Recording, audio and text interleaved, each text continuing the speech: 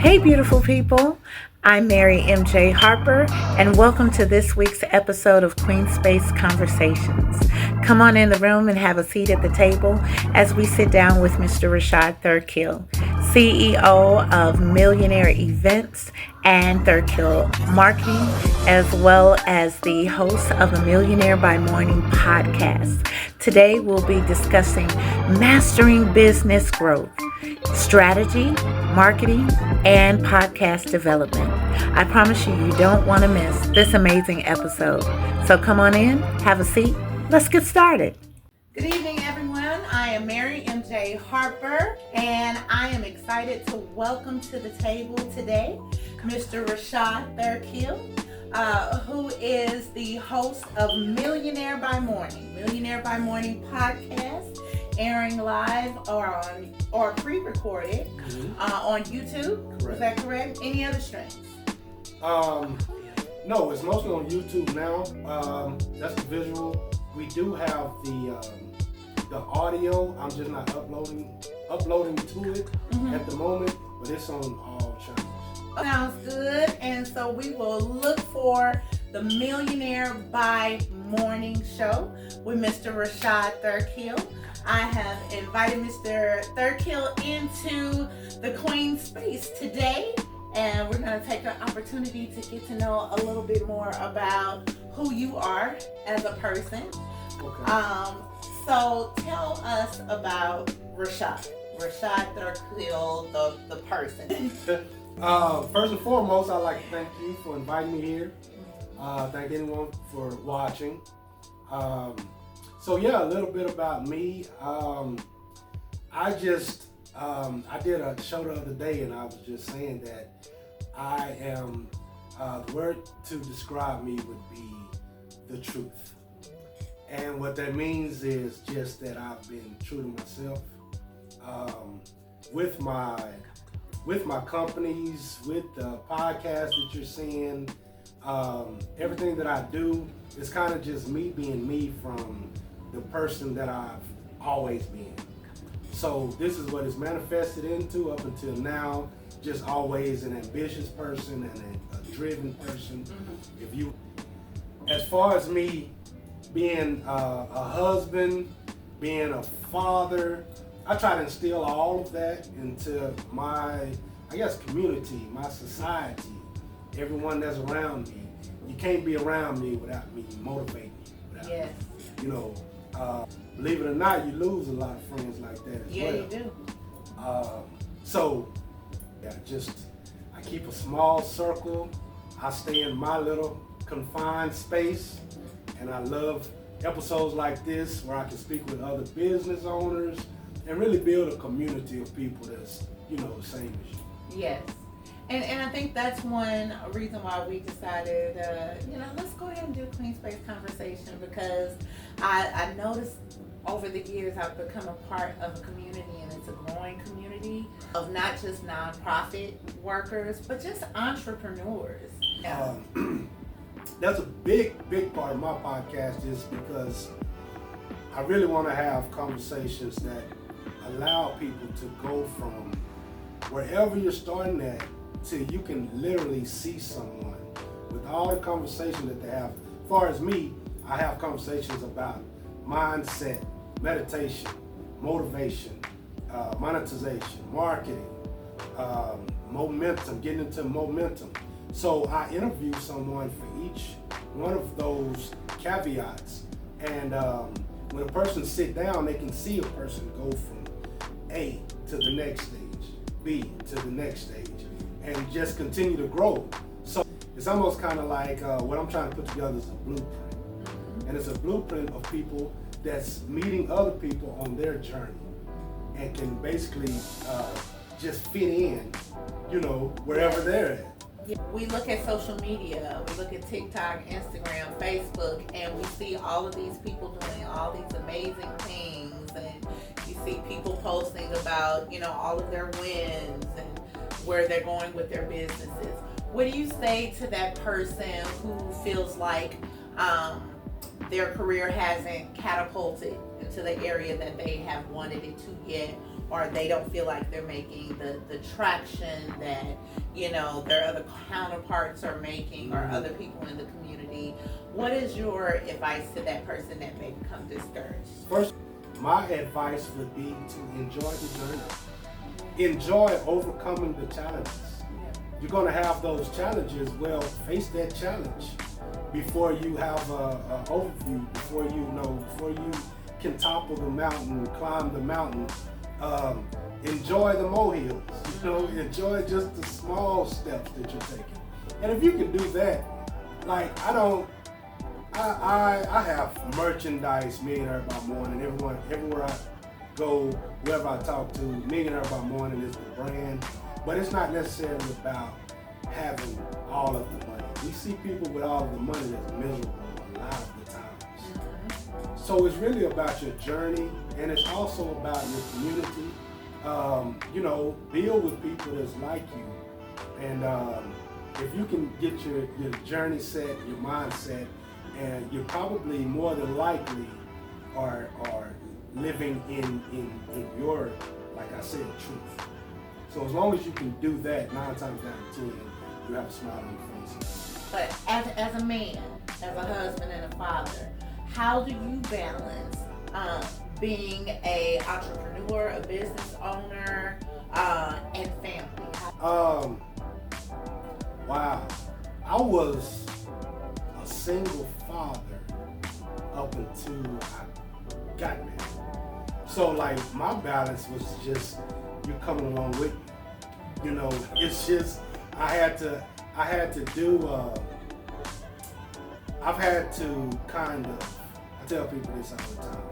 I really, in order to raise a kid, I kind of had to take a back seat to my entrepreneurial endeavors and kind of just sit down. I call it sitting down. I just had to sit down for a while because you get too frustrated. And I mean, I don't know if women go through it the same as men, but for me personally, it was a really prideful thing. I couldn't be where I wanted to be when I wanted to be there. I started out as in the nightclub and working in the music industry, and then all of a sudden, I couldn't be where I needed to be at night anymore at all. So I just quit the whole thing altogether because there was no reason trying to fight. Trying to force it. Yeah.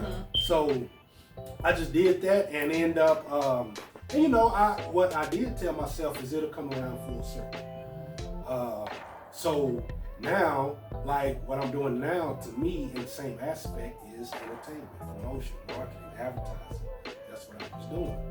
But I had to know that and I had to trust that. So sometimes there is, people say life work balance. Yeah.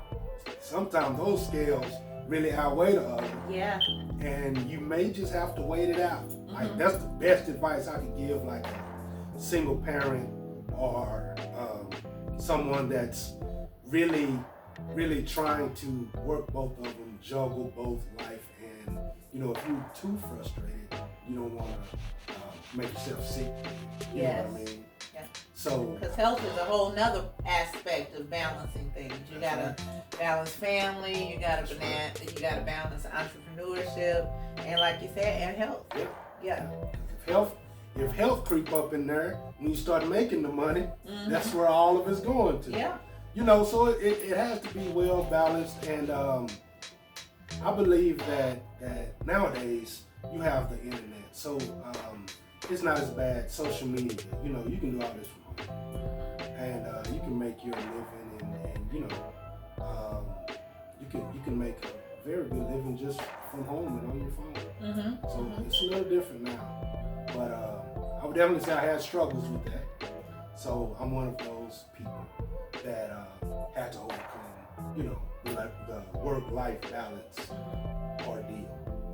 So now that you are moving more so into the swing of things and the kids are getting older and wife is on board and you're focusing on what's next, you're focusing on your business and the Millionaire by Morning podcast. So you said you started that in January. So how has that journey been for the last, what now? It's October. So for the last 10 months, how has that journey been? Oh my God, man! I just left Vegas last week, the first of the week. I was at the most, I call it fancy. I was at the fanciest event I've ever been to. Okay. So I'm watching, and the people that I'm connecting with, it's crazy. It's insane. It's miraculous. Like your phone will literally start blowing up. A check will literally come in the mail, which happened like I would say 2 to 3 weeks ago. The phone calls I'm getting, I had yesterday I received an email to connect with Damon John of football, the Shark Tank, to be affiliate for him. Okay. I just became a loan broker, and what that is I could give my friends, if they're in a dire situation. I always said that I wanted to be a lender and not a borrower. Yes. So I put myself in a position that's what I can do now. So all of these situations has came to me based on my podcast and based on the realization that I got on the phone with people who were already doing it. And when I say on the phone, I mean Zoom. Mm-hmm. My podcast is Zoom. Yes. So I'm talking to a lot of people who has this certain type of mindset, right? Whether it be a mindset of money.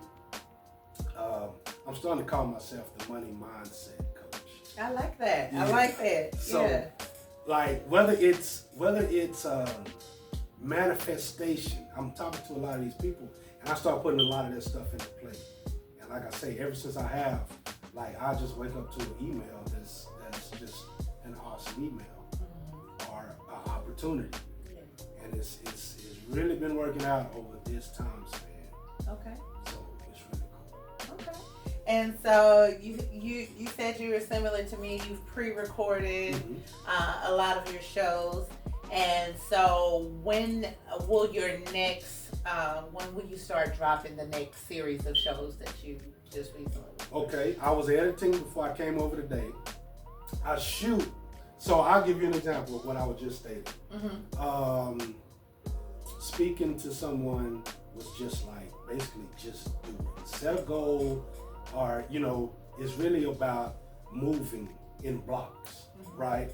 So if you do 100 episodes, then you do 100 shorts, and then you have 100 guests that you inbox. With these numbers, that you've set that number and you've accomplished that number, you can move on to the next thing. Yeah. You've basically just planted a seed. So you can move on and plant the next seed, right? So that's basically what I did with my first 100 episodes. So I'm right at 100 right now. So I'm doing different series based on that. So I record Monday through Thursday, and just trying to knock that out from 6:15 to 7:15. So I will when I get started with live, then that same time will be when I do my live show. Okay.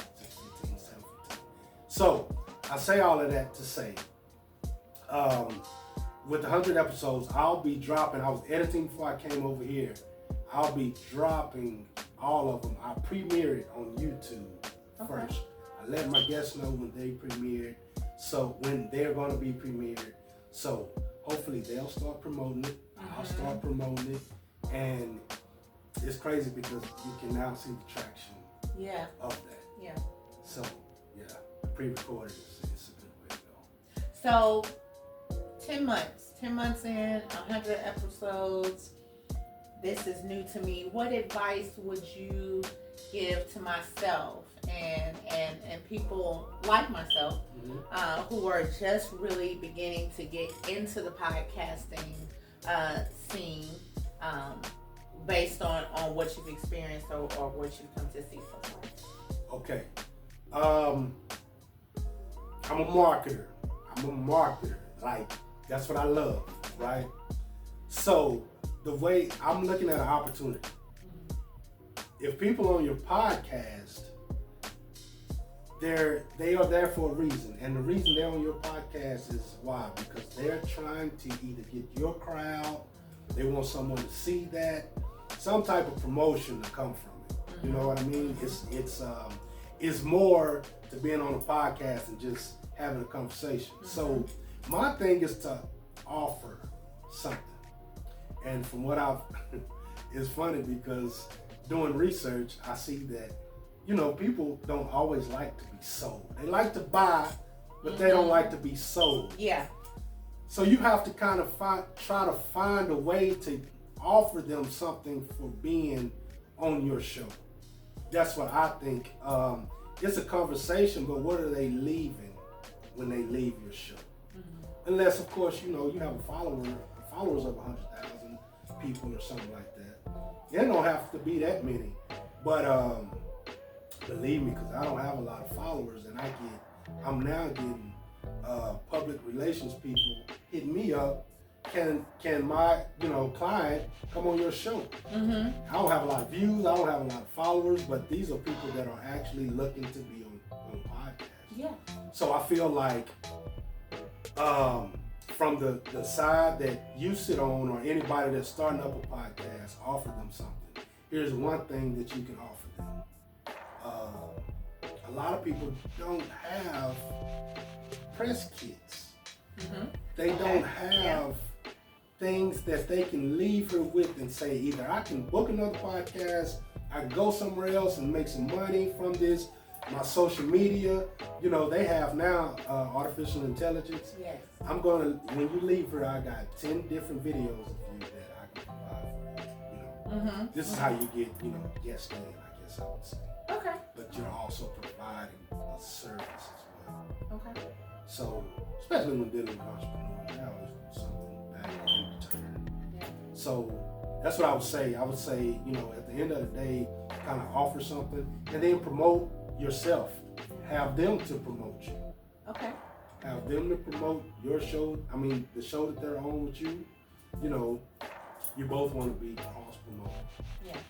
And then,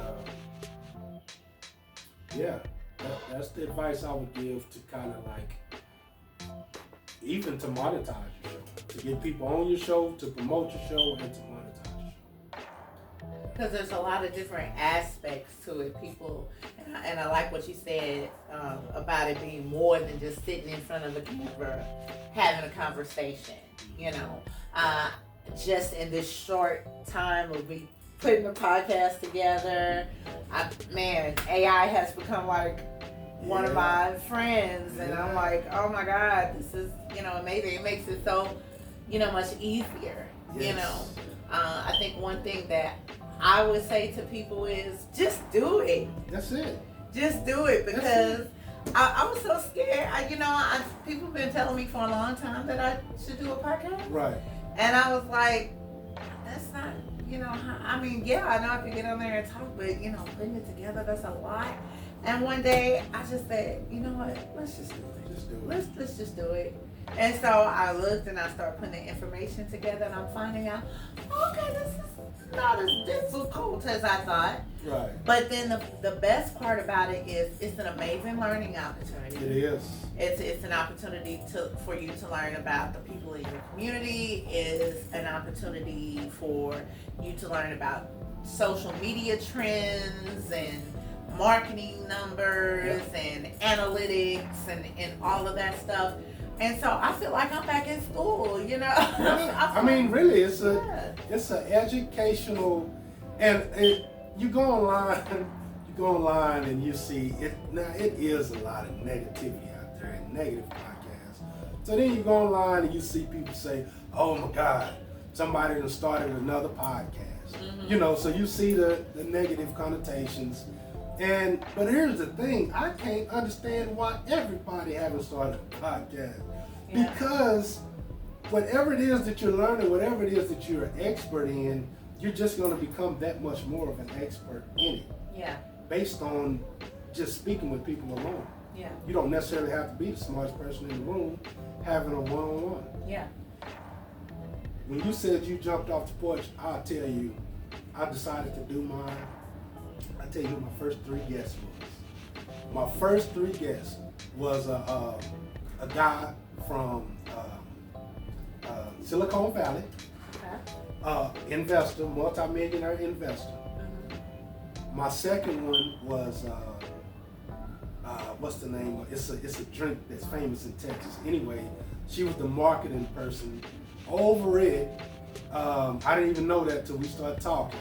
And like, I had this particular drink in my refrigerator at the time. So she was like a multi-successful marketing person. Yeah. The third person I had was a man from India. He was a billionaire. Had just sold stamps.com for $1 billion.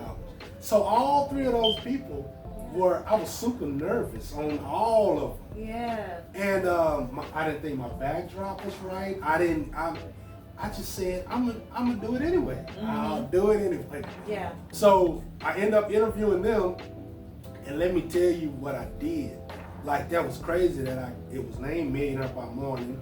I instantly got millionaires in there, but that wasn't good enough for me. I fell back from that. Yeah. And I said, let me speak to people who mindset I can get into, who, you know, are just now getting into, they're just now able to monetize, but they can see a vision of getting where they need to be. So those are the people that I speak to now, people that are, you know, almost millionaires or just turned 45 and just started a business. And now they're coaches based on things that they did for 25 years, you know. So it's really a matter of mindset and, you know, motivation. What kept you doing this? So the last people I want to talk to are people who are already super successful. Let me speak with the people that, you know, have I don't want to say chasing it, but have the mindset, you know, to keep on instead of just, you know, I already have it. Okay, all right, I want to learn something. So, you know, it's fine to talk to y'all. You know, y'all have books, and I hear y'all story all the time. Yeah. Let's talk to the underdog. Let's talk about somebody that's, you know, really in the grit of it right now. Yeah. So, yeah, you learn a lot. And it's pretty cool because we're all, I do mine on Zoom. I talk to people all over the world now. And it's so, when you mention community, like, you don't know, we were talking about DeSoto and Duncanville earlier, just the whole of Texas, you know, but you have a lot in common with a lot of people who you never knew that, you know, you could be in a community. Yes. Yeah. And I would say that's another tidbit. Build a network, build a community, build a newsletter if you can. Keep all of these people within your network, on your pockets. So that's a tip. Yes. And I think that's one thing that I kind of caught the scope on. So I'm hoping I'm moving right in that direction, is because, you know, having a nonprofit organization, and now still working with my nonprofit. I've been doing my nonprofit since 2016, Pay It Forward Project. Okay. And it's done well. And we've picked up some traction, and we've done some great things in the community. But recently I was just in prayer, like, okay, Lord, what's next? You know, what's next? What doors do you want me to go through next as I transition from one thing to another, or not being able to do certain things that I started off doing with Pay It Forward projects, that I had to kind of set aside. How do I still continue to make an impact? And so that question was, for me, what's next? What does this next door, this next opportunity, or this next part of the journey look like for me, which has brought us to Queen Space Conversations. So for you, with what you've accomplished so far, and what you have, you know, envisioned for your life and for the direction of what you want to do, what's next for Rashad? You know, I want to go into the nonprofit space. I want to I found a ranch I want to. I didn't know that. I've met young men. I've met men my age that don't know how to do certain things, like just wasn't raised like I was raised. I was raised, around horses. I was raised to go fishing, the four-wheelers, boats and stuff like that, hunting. So there's a lot of kids that don't know about that, wasn't raised in that lifestyle. So what I would like to do is create a situation to where they can learn all of this stuff, learn how to work on a car, or restore a car. So I'm looking for, I will be looking for, once I start the nonprofit, investors to go in and make like a boys ranch. Yes.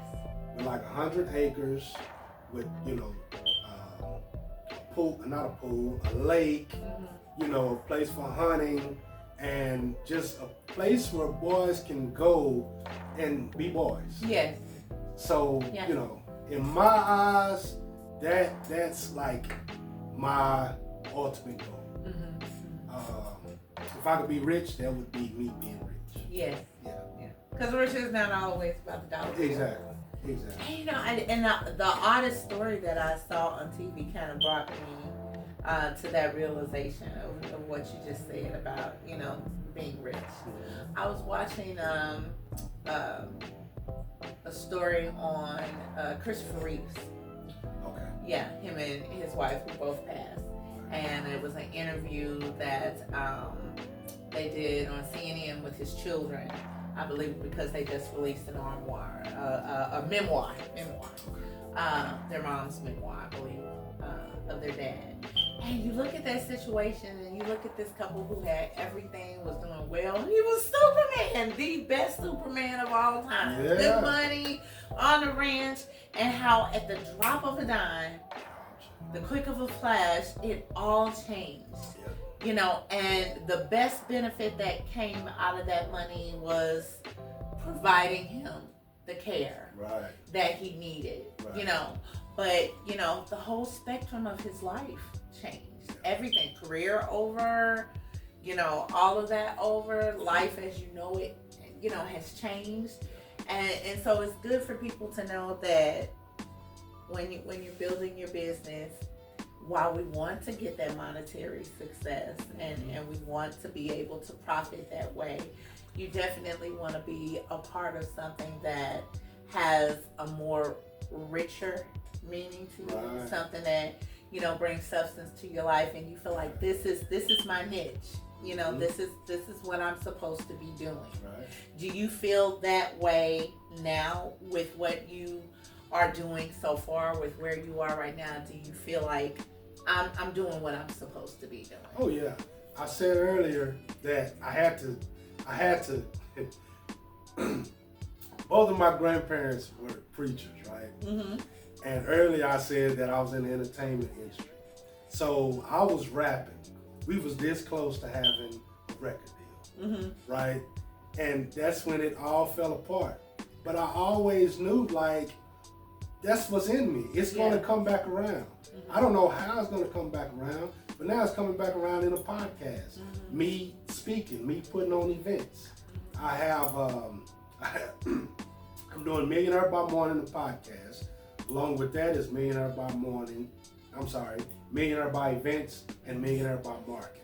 Oh, awesome. So all of this is branded in a sense of me. I've created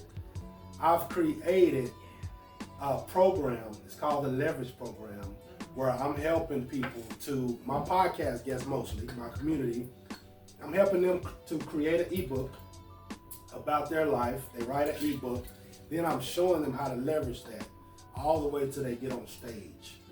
Yeah, I hit it on talking about who you are as a person, husband and a father. So how long have you been married? 5 years. Just last week. Just last week, my anniversary. So yeah, 5 years. Congratulations! Happy anniversary! Happy anniversary! Thank And you. how many children do you have? I have 2 children. Okay. I have 3 grandchildren. Okay. So yeah, that's when I say enjoy the journey. Like, you know, a lot of the things that I want to do is solely based on them, especially the grandchildren. So like, when I reach a milestone, not only am I happy for myself, I'm happy that I'm doing it for others. I'm building a legacy for others. With you working with, dealing with, interacting with millionaires, how has life been for you interacting on a regular basis with successful people in various industries?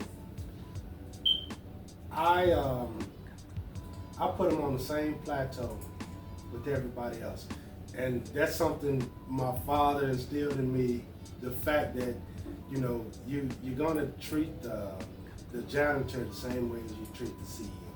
Mm-hmm. You don't have to be starstruck or anything like that. People are pretty much the same.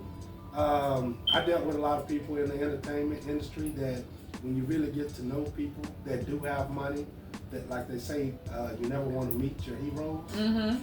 That's true. Yeah. So like I can kind of, at this sense in what I do now, I just put everybody on the same plateau and shake their hand firmly as the next person. Mm-hmm. So let's talk about our boy, Mr. P. Diddy. Oh, man. We see a lot of that, in the news, and we see a lot of, well, not even in the news. I'll be honest, I haven't seen a lot in the news as much as I see on my social media platforms, like my TikTok and Instagram, and I've never been a person who was in the know about the hip hop industry or the artists.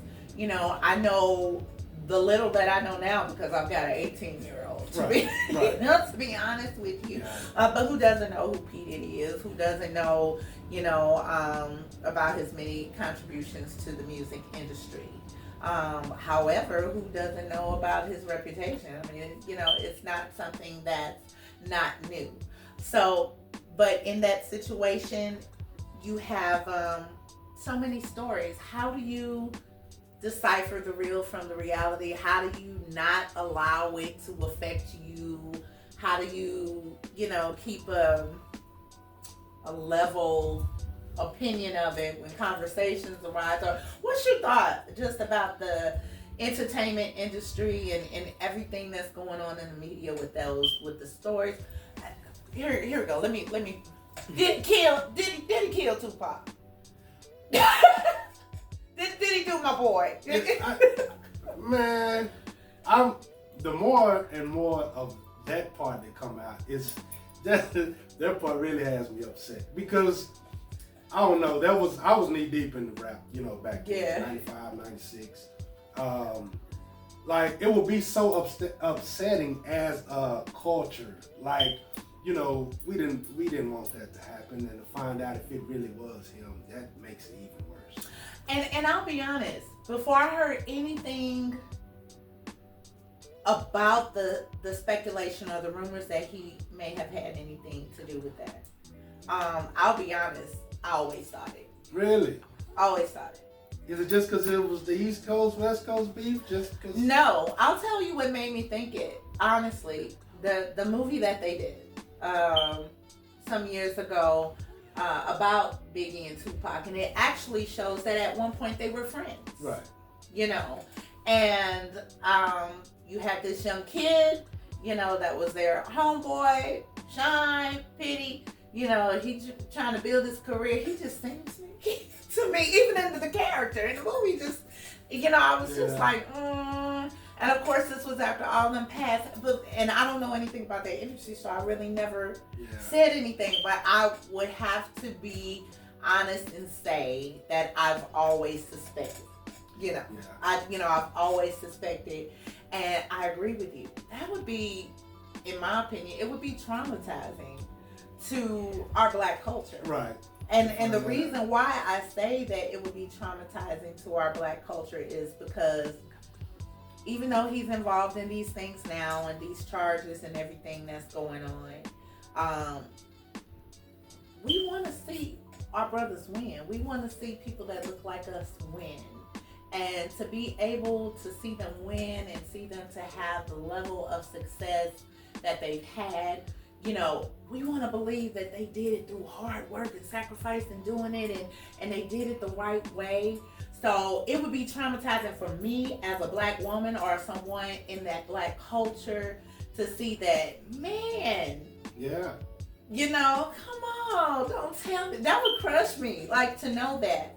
Because Tupac was everything. So, can I turn that question around on you? Yeah. What is it about us that kind of want to see as well work hard at bringing each other down? I don't know. Because we can be our biggest supporters, but honey, you make us mad and we'll be your whole downfall. Yeah. We either with you or we not. And it's not really an in-between. Yeah. With our culture. I don't know if it's what grandma put in the pudding or whatever, where if we're gonna fool with you, we're gonna fool with you. If we ain't gonna fool with you, you either did it or you didn't did it. You didn't do it. We're gonna catch you on one end of the spectrum. But we can be, and speaking frankly about the African American culture, we can be our greatest supporters until we're not. And when we're not, it's like, I bring that up because I've seen where Diddy's in trouble, but they want to bring Beyonce and Jay-Z down right along with it. And I'm like, where does that even come from? She probably sitting on her couch like, now what this got to do with me? My daughter was talking to me about that the other day, and she's a passionate Beyonce person. And she was like, Mom, Beyonce lost over 5,000 followers over this foolishness. Really? And she showed me, she was like, yes, and this is what they're saying in the media. But now I'll tell you what I do like about it. The consistency that I do like about it is, and what I share with my daughter, one thing that I can say that I've observed over Beyonce over the years, she's not a reactionary person. From my perspective of seeing her, she doesn't react to stuff. And, I think that that's a good quality for all of us to have. Especially during this time, like social media time. Yeah. Because, man. I will say that Jay-Z has a line in a verse that says, you live long enough to watch yourself become a victim. Mm-hmm. And I believe that's exactly what's happening. I believe that. Yeah. Now I believe it's a legitimacy. It's a lot of legitimacy to what's going on with it. I pray for him. Whether he did what they say he did or not. Because if he didn't do it, then you definitely need someone to intercede and pray for you. That God will relieve this cup from you. If you did do it, then you need prayer for deliverance. You do. You need prayer for deliverance, and you need, prayer for God to have mercy. Have mercy and compassion, and for, God to intervene on his behalf, and to, open blinded eyes and bring about a spirit of conviction and ownership and accountability. So whichever spectrum you're on, whether he did it, he didn't do it, whether you agree with it or you didn't agree with it, he's a brother that needs prayer. He's at the end of the day, he's somebody's son. He's somebody's father. He's somebody's friend. Who made some terrible mistakes. Who happens to have a brilliant business mind. And so my thing is, I just pray. I pray for him. God, let your will be done. Speak to him in those quiet moments. Reveal yourself to him. In a different way. Because it ain't over till God says so. Your story is not over till God says your story is over. You did the time, you did the crime, you do the time. And when your time is up, you can come out and you can begin again. And that's just not for the celebrity, that's for the everyday person. And so I'm interested in seeing how that story unfolds some more. I'm definitely watching my TV a little bit more. We will see that. We're definitely gonna see it. I know, and I hate to see that, with anyone, but especially with people that look like us. Right. Right. Just be honest. The reason I have this deep belief that there wasn't really an entrepreneurial spirit, entrepreneurial energy as much as it was before the Puff Daddy generation. There was, we heard about Black Wall Street, and we knew in our neighborhoods, depending on where you grew up, a few black entrepreneurs. But like after the hip hop generation, and they started selling their own clothes and getting their own record deals, and it just kind of grew an entire culture of entrepreneurs. Yes. And I like to give credit. Yes. But so I hate to see this happening. You know what I mean? To see it happening, yeah. But they're gonna come after you one way or another, But you gotta be ready. That's why we wrestle not against flesh and blood, but against principalities and the rulers of darkness and high places. But you gotta put on your whole armor. It does matter the foundations of what you put into your family and into your children, And so, do you allow your sons to be a part of what you're building? Do they see you working? Do they see the investments that you're making as far as your time, as far as shaping your craft and things like that? Do they get an opportunity to see dad in that light? Yes, definitely. I haven't been working it, but I have a barbecue cake. My son actually, he helps me with that, being in there. We do like little events and stuff like that. So he definitely helps me with that. He's my editor for my podcast half the time when he feels like it. So he was in Avid last year. That's I guess a little advanced class in high school. He, chose the marketing program there. So, even though it seemed like he's not watching me, a lot of the stuff that I'm doing, I can kind of see where he's following up with it. But at the same time, I tell him, hey, you're still free to choose your own path. I'm just going to show you this. It's going to be in your face. But if this is something you feel like you're not grasping onto, then find your own way. Yeah. I believe in that. Like, flourish in your own way. Yes. And then I'm pretty sure, like I say, everything comes around full circle. We'll meet again somewhere as far as careers go. Yes, absolutely. That's probably it. Well, we are going to do a little thing that I like to call our 60-second session. And I'm just going to ask you a couple quick questions, and we're going to get through them in 60 seconds. And you're just going to tell me the first thing that comes to mind or heart for these particular questions. You ready? Okay. All right. We are going to get started. Just let me know. And here we go. First question. Best compliment you ever received?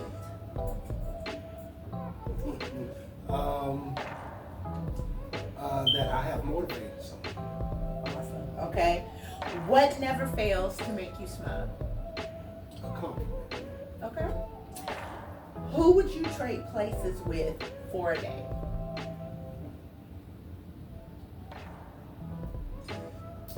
You can hit pass and come back. No pass and come back? Yeah. Okay. Who would you prefer to be stranded on an island with? That's a trick question. Yeah. I guess I better say my wife. You better. And what advice would you give your 20-year-old self? Keep doing it. Keep doing what you're doing. Okay. Don't change anything. Keep doing it. Okay, and we are through. We didn't get to come back to the next question, but we're gonna come back anyway. So, did you think about it? That's not the strand on the island question. No, it's who would you trade places with for that?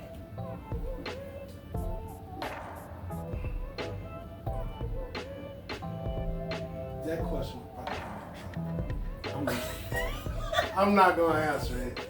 I don't understand. Wisdom is the way to go. If you think you're gonna get in trouble, let me give a disclaimer. I am not responsible for anything that happens after the airing of this podcast that may potentially lead to any violent outcome. So that's So ladies and gentlemen, please check out the Millionaire by Morning podcast. You can find these episodes aired on YouTube. You can type that in your search engine and you'll be able to go and take a look at all of Rashad's published interviews at this point, and just keep following. He's got about 100 new episodes that are getting ready to blow y'all out the water, and keep your eyes open for MJ Harper and Mr. Rashad Thirkill. We're going to do some things together. We're going to make some things happen in the city of Dallas.